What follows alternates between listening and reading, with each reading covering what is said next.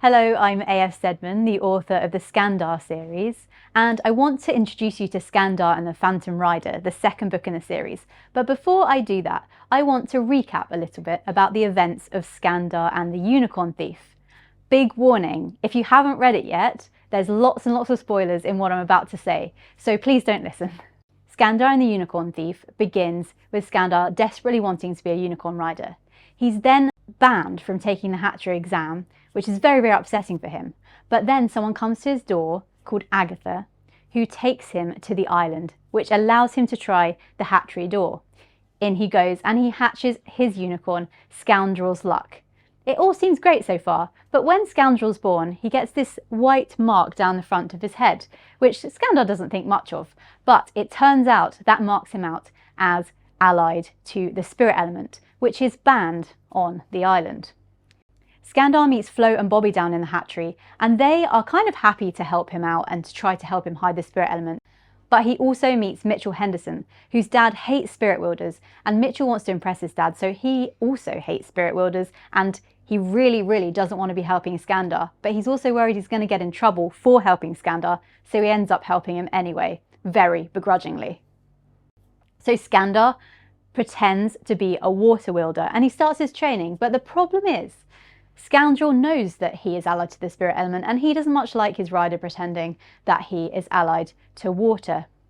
Meanwhile, the island itself is in turmoil because the Weaver, a mysterious shadowy figure who rides a wild unicorn, has turned up at the Chaos Cup and stolen the winner, New Age Frost, from the new Commodore, Aspen McGrath.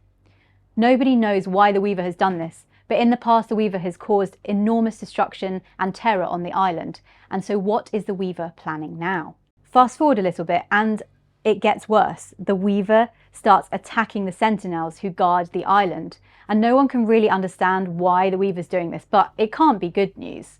Then people start going missing, and they're not riders, they're non-riders, and it turns out that the Weaver is taking them because the Weaver wants to build an army of riders and wild unicorns to take over the island and the mainland. Skandar and his friends are trying to investigate all of this, and Skandar finds out that as a spirit wielder, as the only free spirit wielder, he is the only one with the power to stop the Weaver. Cue a very, very dramatic moment in the graveyard where they find the grave of Erica Everhart, who was a Commodore twice in a row. And it turns out that Erica Everhart is in fact the Weaver, but that also means that she is Skandar Smith's mum. Oh my goodness, this is very, very big news for Skandar because he thought his mum was dead, and now it turns out that she is also the Weaver. So Skandar is in great turmoil about this. He doesn't know what to do. He doesn't know whether to tell his dad and Kenna. He doesn't know whether to try to find the Weaver and try to make her be a better person. But then the Weaver steals Flo's unicorn, a silver unicorn, Silver Blade, and Skandar and his friends have to rush to the Weaver to try and save Blade. And in doing that, Skandar and his friends manage to defeat the Weaver, and Skandar manages to unravel the bond that the Weaver has made between herself and the most powerful unicorn, New Age Frost.